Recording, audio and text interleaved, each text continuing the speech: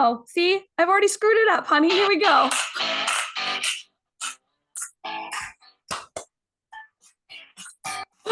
Oh my gosh. All right. Well, when Kurt's not here, things go wrong audio wise. It's Kurt and Jen in the morning podcast. Pat is filling in for Kurt, my hot firefighter boyfriend, Pat, filling in for Kurt Cruz, who is in Florida taking care of his dad. His dad's fine. They're just, he's getting older and he's got to take care of some business down there. So Pat said that he would fill in for the podcast. And here we are. I happen to be in San Antonio. Pat is in Cedar Woolley, Washington. Yeah.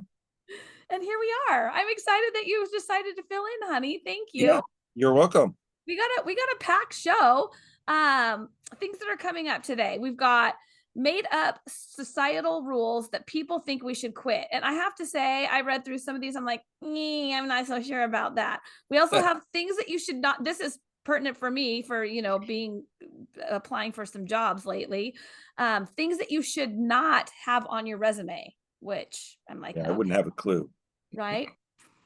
And the best cup of coffee you've ever had. Yeah, we have people weigh in on that. Weigh in, yeah. And unhinged money saving tips. Yep. And digital spring cleaning, which I might need to practice some of these. I can't stand the little red dots. All right, here we go with the show. Okay, the first thing I wanted to talk about real quick is this trip to San Antonio was the first trip of the year for me that was in a warm climate, right? And I don't know if I'm alone, but I have a feeling that a lot of other women listening will relate to this. I had to, when I was packing, go through my summer clothes and retry them on to see if they still fit. And it was not a pleasant situation. So I had to go through and I was rediscovering, oh yeah, I forgot about this. And I would try stuff on. I'm like, nope, that doesn't work anymore. Anyway, that was just my little story time with Jen packing, which Pat, I told you what happened with my packing. I packed a suitcase to come here because I need options. I don't know what we're going to be doing. I don't know what kind of footwear I need. I don't know what outfits I need. So I pack to give myself some options. And then I weighed my suitcase. It was over 50 pounds. So I had to completely repack. And you got it down to 47 point something pounds. Well, you did it.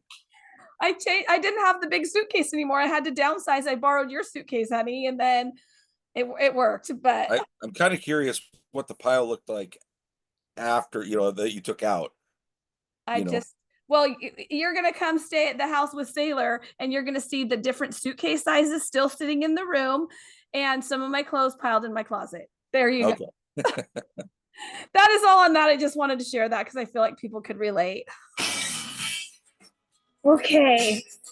Things that you should not include on your resume, which some of these surprised me because I still had some of them on there, not all of them, but a career consultant came up with this list and they're either considered to be too old school or never should have been on there in the first place. So the first thing is your salary requirements or the salary that you're currently making. I don't actually have that on mine right now, but that should not be on there. And then the line that says, you haven't done a resume in ever?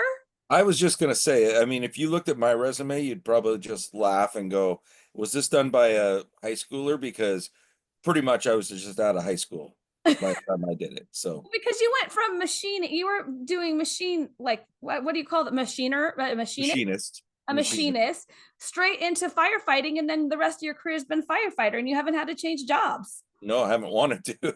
Right? Why? Partly because I don't want to do another resume. Yeah, it's not fun redoing your resume. I can tell you. Sorry, my computer screen's shaking. That's okay. It's on your lap because it's on your lap, right? It is. Okay.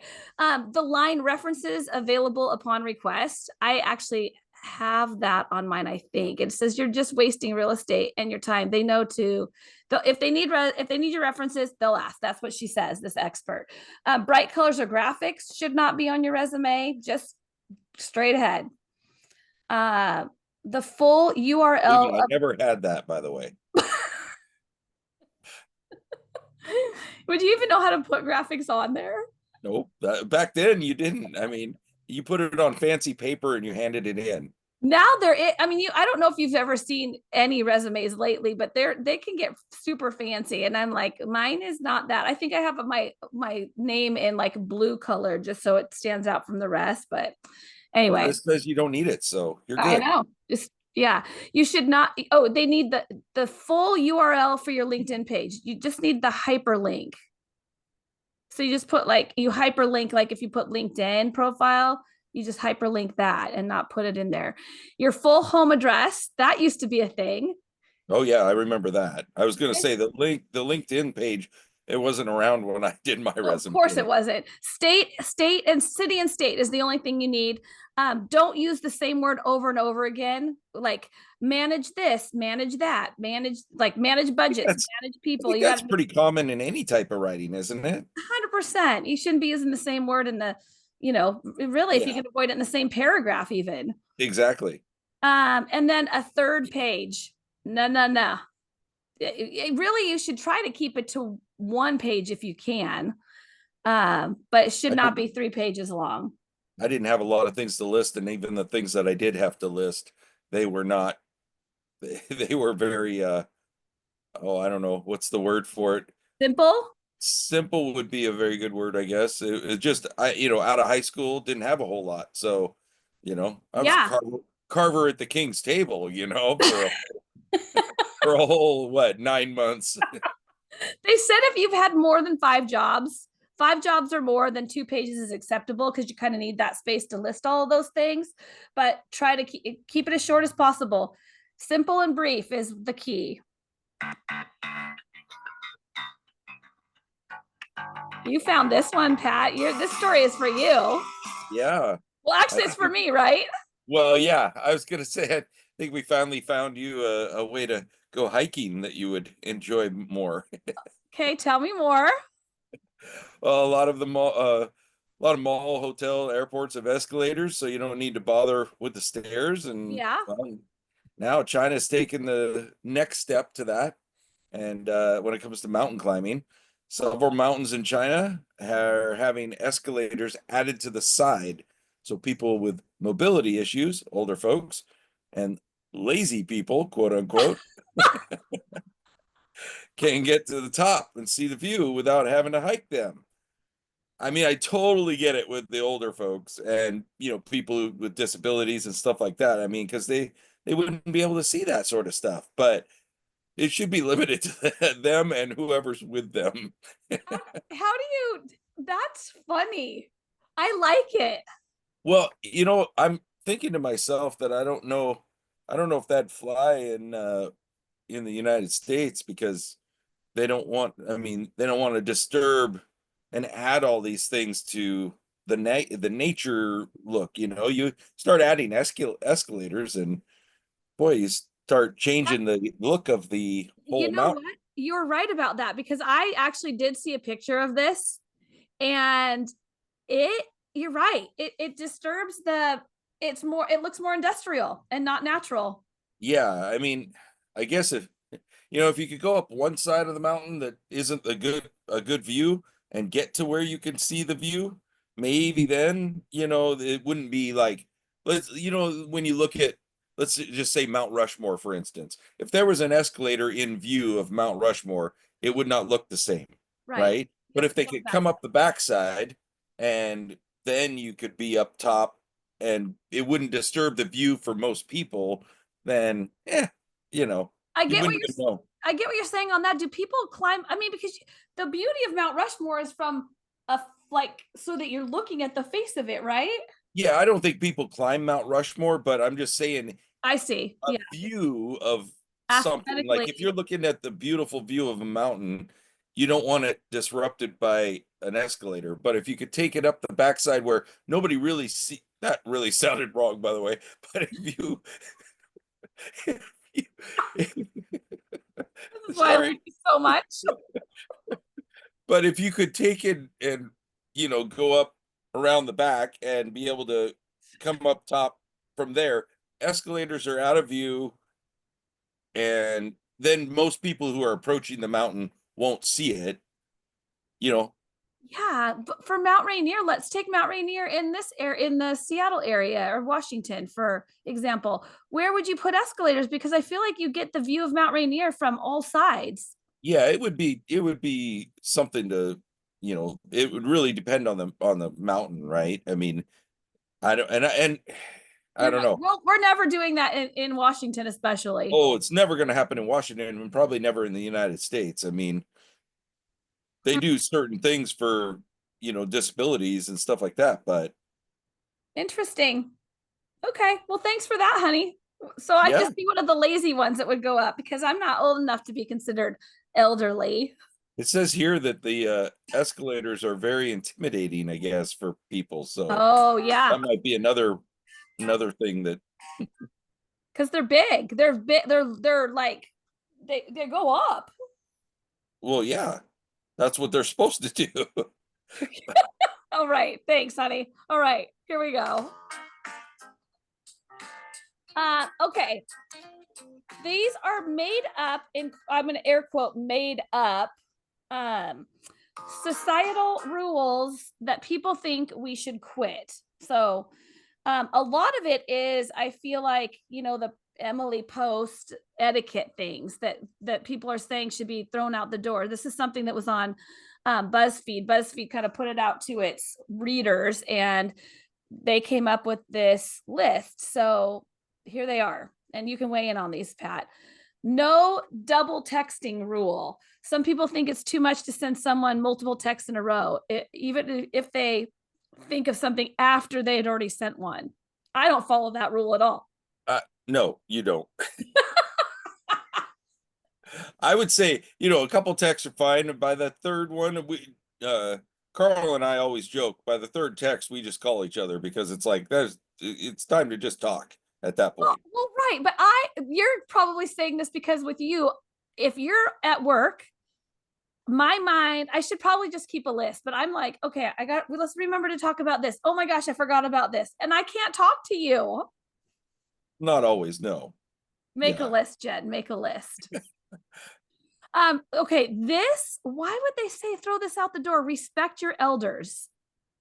I kind of get this because, you know what? Let's just be frank, not everybody is a nice person. Not everybody has knowledge. Not everybody has the type of knowledge you want. I mean, everybody's in different situations. So respecting your elders, if they're not respectful people themselves, and that's how they grew up their whole life, and all of a sudden now they're elderly and you're supposed to respect them even if they're not respectful themselves. I mean, I guess I would have a hard time. It's like this says, respect is earned, right? Just Yeah. because they're elderly does not mean they're nice people. There's, Okay, you so know, I feel like there's different settings when it comes to that, right? So when it comes to relationships, I guess, with them, maybe like what you were saying, you don't have to, if they're nasty and not kind, okay. But if there's an elderly person that comes on the bus and you have a seat and there's no seats left, aren't you getting yes, up? yeah, and that I would do.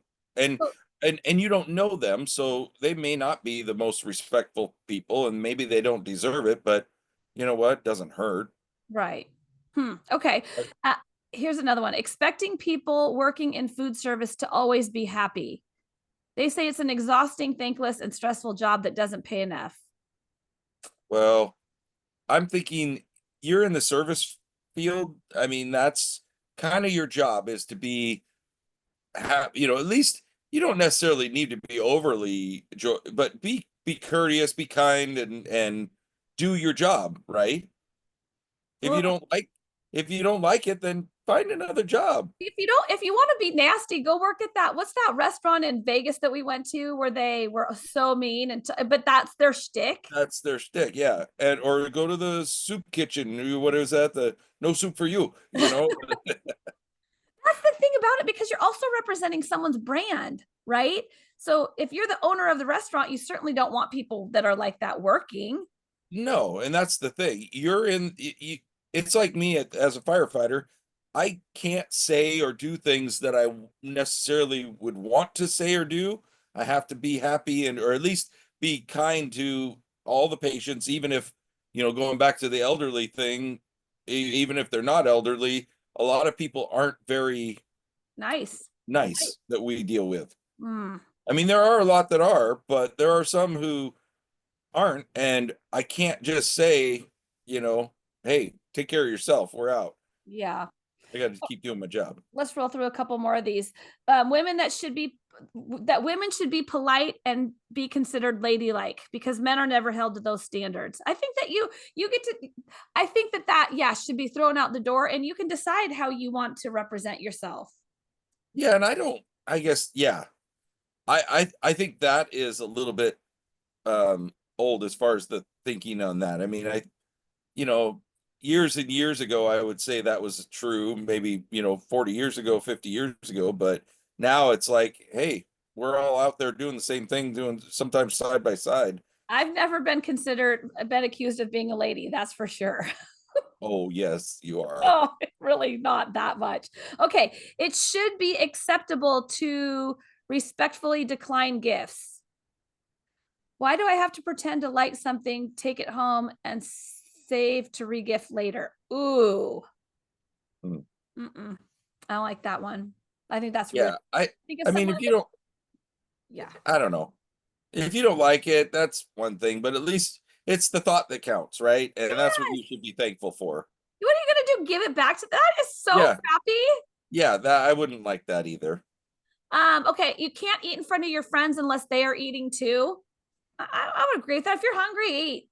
Yeah, I mean, most friends would say, yeah, I'm not hungry. You go ahead and eat, and I wouldn't have a problem with it. Me either. And if it looks yummy, I'd ask for a bite. That's what I Yeah, would there you do. go. Everyone thinking that it's rude to read a book at a function or event. Most of the people are ignoring everyone on their phones anyway. So what difference does it make if it's a book or not? Well, I don't think that, I mean, if you're sitting down or whatever, if you're sitting down for dinner or anything like that, I don't think you should be reading your phone anyway. No, I mean, if you're in a literally a social situation, you Yeah. to me are expected to be social. Like get off your Yeah. phone, no on the book. If That's you I mean, everybody, I guess I shouldn't say everybody. There are a lot of people, and I'm included, that will check their phone, during occasional, whatever. If you're at an event or something, you'll check your phone. But I think reading a book, I think if you're on your phone constantly, that's different, but that's different than just checking it, right? And I think that's rude. But to be reading a book, you are engaged in that book. It's different than just looking at your phone and checking a text. there's a You are, difference between I would put scrolling in as reading a book in the same. yeah, If you just are doing an occasional check, fine. yeah, I don't think we should throw this rule out. I think we should add to it and say, or be on your cell phone. yeah, exactly. It's unacceptable to date a friend's ex. Thoughts? Oh, yeah, I mean, that's just more, I guess it really depends on how they broke up, right? If they're mutually like, hey, yeah, it didn't work out, we're still friends, we get, we're good. But it would be very uncomfortable if you dated your friend's ex and it was a bad breakup. I would think that that would be really uncomfortable to be hanging out with your friend. I mean, you got to question how good of a friend is it, and which relationship do you want Yeah. to Yeah. promote, Agreed. right? Agreed. I think that that's situational. Placing a napkin on your lap. I don't know about this one. I mean, it's still so that you have one handy, but that's an old school thing. Like as long as you have one and you're wiping your mouth when, you know what I mean? Yeah, I'll put it on my lap, but I normally end up with it in my hand. Me too. Me too. So, I'm a stickler about it with my girls because I want them to know some manners. Like put your napkin on your lap because then it's handy for you. Then it's in a place where, like, because here's an example: Macy is notorious for wiping her hands on her pants. And then guess what? Stains, I have to either buy new ones or try to, work to get them out. Forget it. Okay, so that could be a little old school. And then finally, blessing people when they sneeze. Stop calling attention to them, especially in the middle of meetings. We don't bless. One of the people said, we don't bless people when they pass gas. I mean, I don't know. That's situational. I know I've had people who aren't religious who say, "Don't bless me," Yeah. because they take it to that extreme of, that it's because years ago it was about evil spirits or warding off evil spirits or something like that. Is Yeah. that right? I don't know. I don't remember. I don't remember. Some of the people say bless you because when you sneeze, your heart stops. And so it's more like getting your heart to like, oh, bless you. Like, have you not heard that before?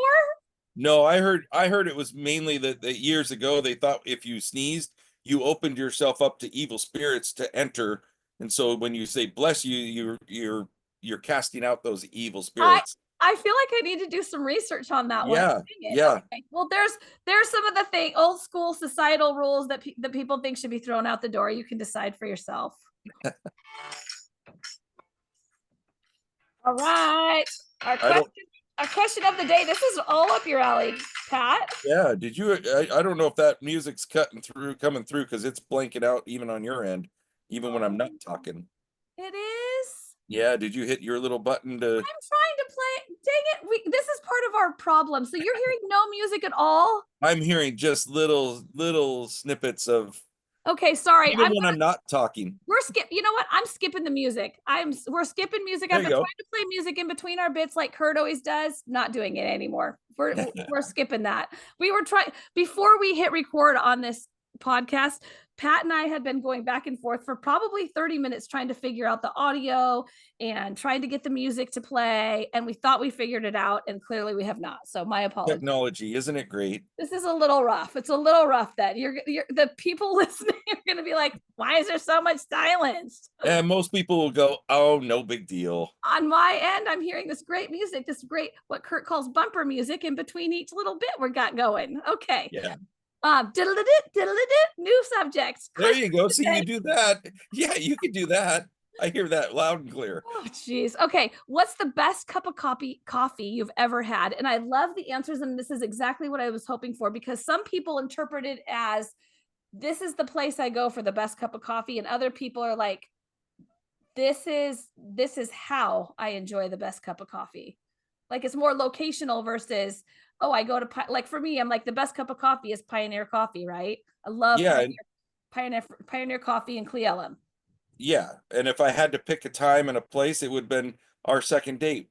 Yeah, right. Exactly. That would be my best cup of coffee. Oh, honey. Okay. Here's what people said. Laurel said when someone makes it for her. Agreed. When someone else makes anything, it's better, right? Typically. Yeah. Cheryl said the cappuccino that Terry, I'm going to butcher this name, Raderow. I think it's Terry Raderow. I know him as the chef in the hat, a very famous chef in Seattle. He passed away a couple of years ago. So Cheryl's saying the cappuccino that chef, the chef in the hat, made for her at his restaurant, Luke. She said, outstanding. May he rest in peace. He was a very well-known chef. And Jenny was, she said Dutch Brothers, anything Dutch Brothers. So good. Okay. I think, and then Doug was cappuccino with breakfast at a resort outside of Rome. Now there's a theme here, because then Carrie says anything in Italy. Yeah. I think, yeah, there are a lot of people who think the coffee in Rome or in Italy is much better, or at least maybe location.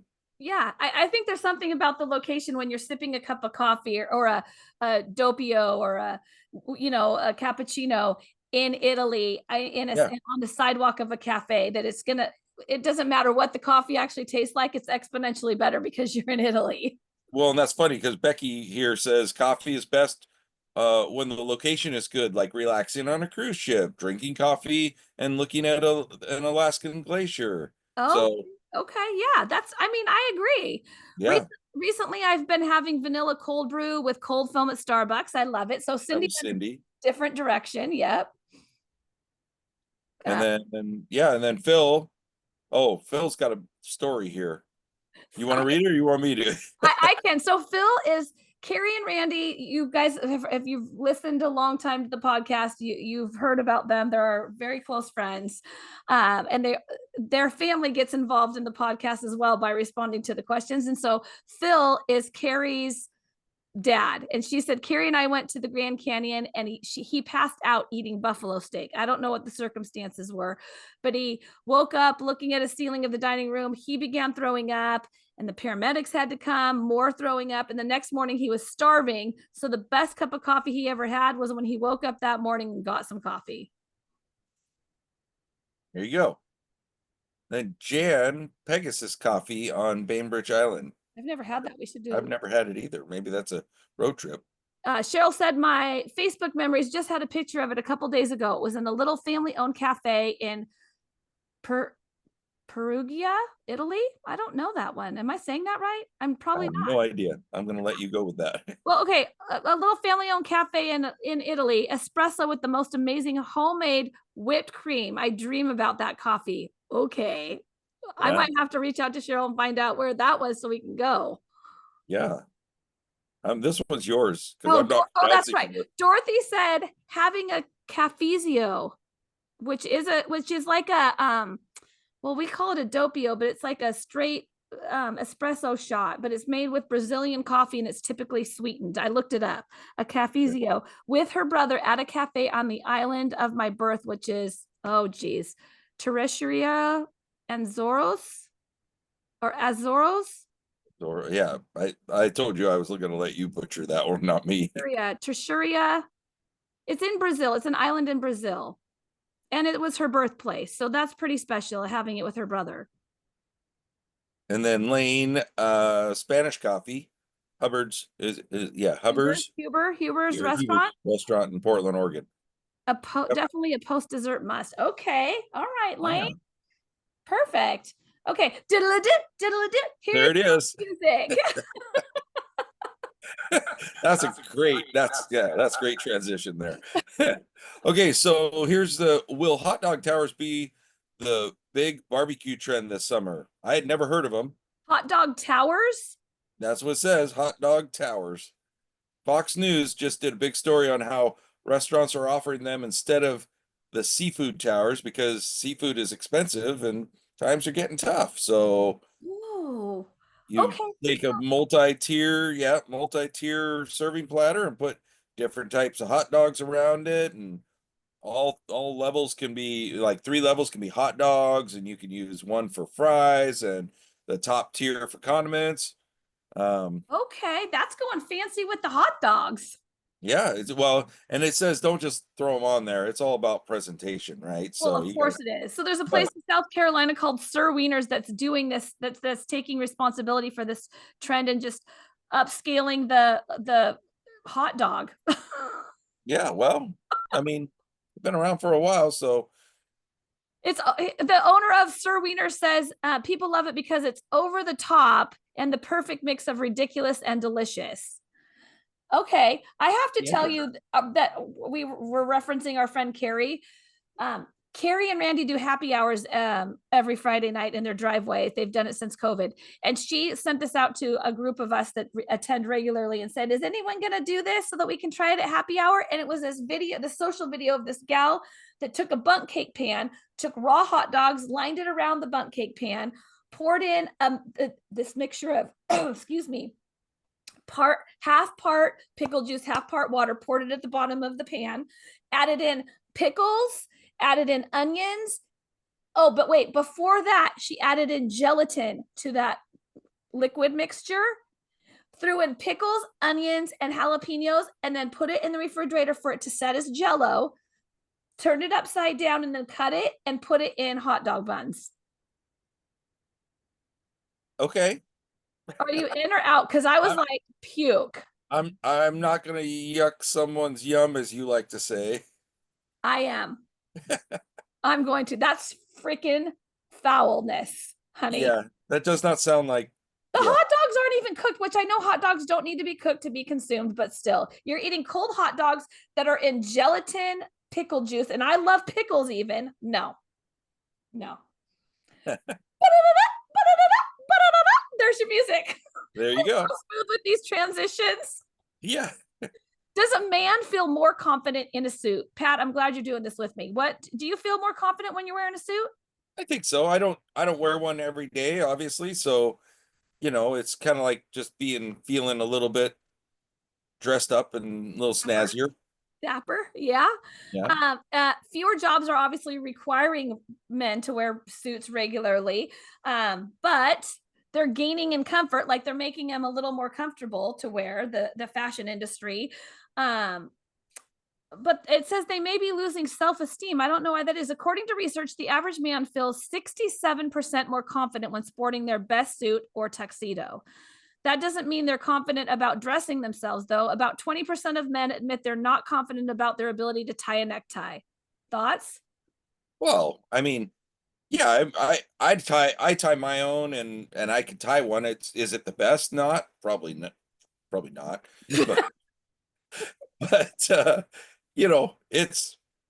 I think it's good enough. I mean, I don't get into a bunch of fashion stuff, so somebody might look at my tie knot and go, "Oh my God, who tied that?" I don't care. All right. It sounds like many men aren't getting the reps they used to get, but around 10% say they have a go-to video they watch when they need to tie a tie. Another 10% say they only purchase clip-on ties. And that's the most common related thing men Google is how to tie a tie. Or, oh, no, I'm sorry. That's not it. How long should a tie be? And I had to look that up. Do you know the answer? I don't know. I mean, I don't. I think it changed over the years, didn't it?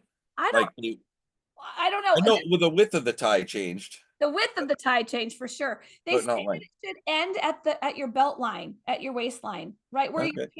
pant waist or your belt hits, Yeah. right at the top of that. That's where it should be. It seems like most of my, yeah, that's about right. So even fewer guys say they can handle a bow tie. Yeah. 47% of men say they have no idea where to start with a bow I've tie. never worn a bow tie, so I don't know how to tie one. It's funny that I mentioned what because I looked up how where the length was for a bow tie, or not a bow tie but a necktie, and I gave you the answer at the end of at the top of the belt line. Well, I use, of course, AI plays into this, and this is our next story. A third of us already trust Chat GPT more than experts. And a lot of times they're saying that a lot of times the chat is still wrong a lot. So you have Yeah, to, I was gonna say that makes me nervous. I mean, we're gonna already, there's so much on the internet that is not accurate, and to trust GPT, I don't know, or GPT, yeah. uh, to me, I don't know. It's I mean, scary that go that's ahead. our society nowadays. I mean, I use it a lot, but I also have to fact check when I do it. Yeah. You do have to do your fact checking. Yeah, because I mean, if you go on the internet, you don't, well, I should say you shouldn't, and I feel like trust the first thing you come upon. In Multiple anything, really. in anything. I mean, you should be getting multiple resources and multiple different points of view to be able to put together what might or might not be accurate. Right. Because, there's, oh, yes. Yeah. There's a lot of political stuff around that too. Oh yeah. Um, so things we trust the most are career advice from chat, product recommendations. 60% tend to believe what it says about that stuff.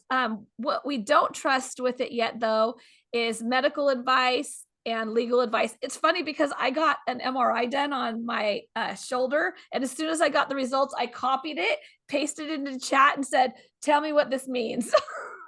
Yeah. Well, and once again, it's a good resource. It's a good, at least to me, I like it where if it pops up and it says stuff, I can take that and go research more, and maybe it gives me different things to research, but I would never take it. I just find it funny how it's not trusted for medical and stuff, but yet other people trust it for everything. So why is it not trusted? If you trust it for some things, why not trust it for all things if I it's don't. that I good? think it's a work in progress, is what I Oh ultimately. yeah, it's new. All right, Relatively. we have limited time because we're on Zoom and we have a couple more Oh stories. So yeah. let's try to blow through these. Pat, tell us about the unhinged money saving tips. I mean, because time is tough. Times are pretty tough now. I mean, things are expensive. These are in TikTok. I know asked a woman to share some of the most unhinged ways they keep themselves from spending money, and then people started weighing in. What were some of the things? One was lock your credit cards, lock up all your credit cards so you can still use them if you want, but you have to actually go through the trouble of unlocking them every Okay. time. Make yourself run. This is nuts. Make yourself run for every dollar you spend. If you need to buy something, or if you buy something you don't need for $50, you have to run for 50 minutes. Okay. I I I die running right now. I take a picture of your parents or tape a picture of your parents to your credit card. It's to remind you that you don't want to end up living with them again. Yeah, some people they never move out, so I guess maybe they want that. um, do you like the item more than cash? Before you buy something, ask yourself if someone offered me this T-shirt for $30, which one would I take? The Cash, cash the or the $30 t-shirt. cash, Ooh, that's a good or one. Calculate how long you'd have to work to pay for it. That's a great one. Pretend it costs even more. Make a rule. If you'd pay 3 times as much for it, then it's not, if you wouldn't pay 3 times as much for it, then it's not worth what you're charging or what they're charging for it. Consider the idea that it might never that you might never retire, that if you keep spending money and not saving. well, there's truth to that, I guess. Yep. Think of it like you're stealing from yourself. You spend all that time earning money. Are you really going to steal it from your future self to buy something you don't need?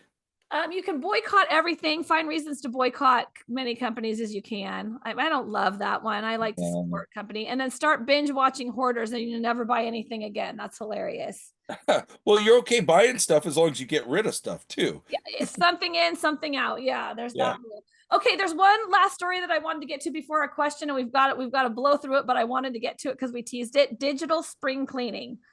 So spring digital cleaning, this is the deal, is that it's like taking your phone or your computer and cleaning up your email, cleaning up your text messages, cleaning up how many open tabs you have on your computer. I mean, both of us, I think, have on our, even on our phones, have so many open tabs and browser tabs. And Browser tabs for me. I don't like the little red dots. They go away quickly on my I phone. mean, like if you have a notification that you have a text or something or an Yeah. unread message. I hate seeing red dots.